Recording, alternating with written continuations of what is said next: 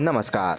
आज तारीख है 21 जुलाई, दिन सोमवार। आप सुन रहे हैं द लेंस का न्यूज़ पॉडकास्ट राउंड अप। मेरा नाम है आयुष दीवान। चलिए करते हैं खबरों की शुरुआत। संसद का मानसून सत्र आज हंगामे के साथ शुरू हुआ। गतिरोध के चलते लोकसभा की कार्रवाई बार बार रोकनी पड़ी। लोकसभा अध्यक्ष ओम बिरला ने विपक्ष के हंगामे को देखते हुए पहले दोपहर 2 बजे फिर 4 बजे तक कार्रवाई स्थगित कर दी। लोकसभा में विपक्ष के नेता राहुल गांधी ने सरकार पर गंभीर आरोप लगाया है।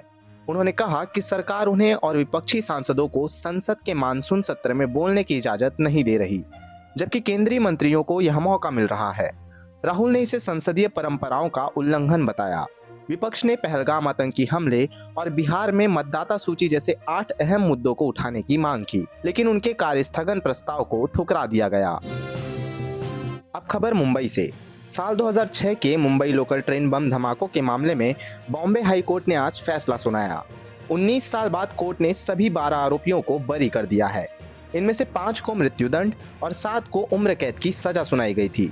कोर्ट ने कहा कि अभियोजन पक्ष के पास ठोस सबूत नहीं थे, इसलिए आरोपी को संदेह का लाभ देते हुए रिहा किया गया है। कोर्ट ने आदेश दिया कि अगर आरोपी किसी अन्य मामले में वांछित नहीं है तो उन्हें तुरंत जेल से रिहा किया जाए। आपको बता दें, 11 जुलाई 2006 को मुंबई की पश्चिमी रेलवे की लोकल ट्रेनों में 7 सिलसिलेवार बम धमाकों ने पूरे देश को हिलाकर रख दिया था। इन धमाकों में 189 लोगों की जान गई थी और 824 लोग घायल हुए थे। छत्तीसगढ़ के बहुचर्चित शराब घोटाला मामले में ईओडब्ल्यू ने बड़ी कार्रवाई की है। सोमवार सुबह 3 आरोपियों मनीष मिश्रा, संजय मिश्रा और अभिषेक सिंह को गिरफ्तार किया गया। ये तीनों Messrs NextGen power Engitech private limited से जुड़े हैं, जिसे ईडी के अनुसार 46 करोड़ से ज्यादा का लाभ हुआ।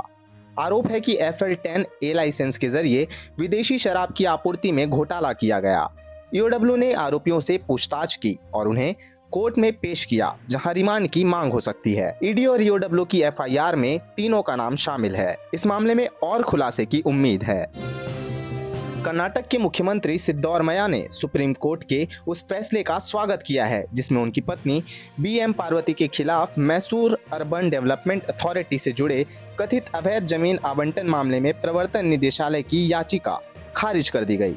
सिद्धरमैया ने इसे केंद्र सरकार के लिए न्याय का करारा तमाचा बताया है।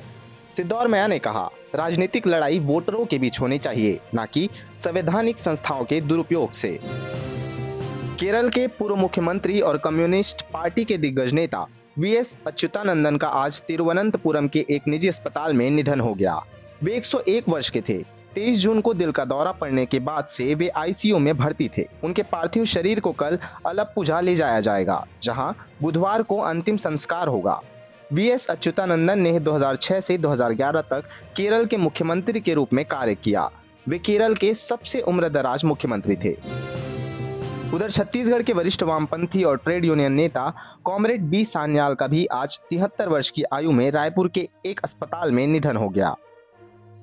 दूसरी तरफ बांग्लादेश की राजधानी ढाका के उत्तरा इलाके में आज दोपहर एक स्कूल पर वायुसेना का F7 विमान दुर्घटनाग्रस्त होकर गिर गया।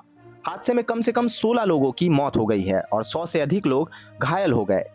द डेली स्टार की खबर के अनुसार माइलस्टोन कॉलेज परिसर में दुर्घटनाग्रस्त हुए विमान से धुआं और आग का गोला उठते हुए देखा गया। इंटर सर्विसेज पब्लिक रिलेशन के अनुसार विमान ने दोपहर 1:06 पर उड़ान भरी थी और आधे घंटे बाद ही स्कूल के ऊपर क्रैश हो गया।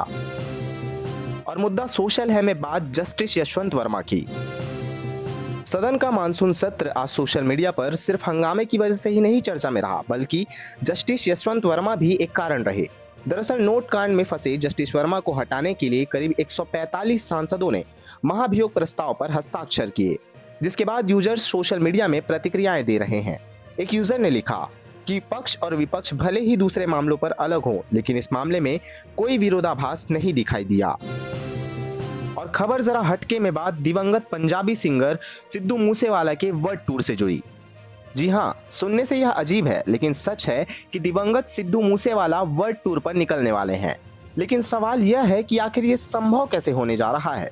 जो जवाब है तकनीक से। सिद्धू मूसेवाला की टीम ने आधिकारिक सोशल मीडिया अकाउंट ने ऐलान किया है, sign to war 2026 world tour. भले ही तारीख और जगह का खुलासा अभी बाकी है, लेकिन मूसेवाला की टीम ने वादा किया है कि जल्द ही पूरी डिटेल्स आपके सामने होंगी। अब जरा सोचिए, ये टूर होगा कैसे? फैंस का मानना है कि ये उनके अनरिलीज्ड गानों, डॉक्यूमेंट्री या फिर हाईटेक AR, VR और 3D होलोग्राम के जरिए सिद्धू की मौजूदगी को जिंदा करने का कमाल हो सकता है।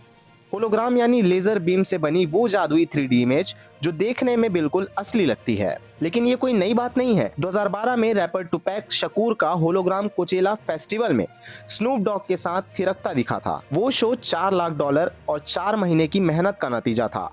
माइकल जैक्सन ने 2014 में बिलबोर्ड अवार्ड्स में अपने होलोग्राम से मून वॉक कर सबको हैरान कर दिया था। और हाँ, पैट्सी क्लाइन, बड्डी हॉली जैसे दिग्गजों के भी होलोग्राम कॉन्सर्ट हो चुके हैं। अगर सिद्धू मूसेवाला का ये टूर होलोग्राम तकनीक से हुआ तो वो पहले भारतीय सितारे होंगे जो इस अंदाज में स्टेज पर धमाल मचाएंगे।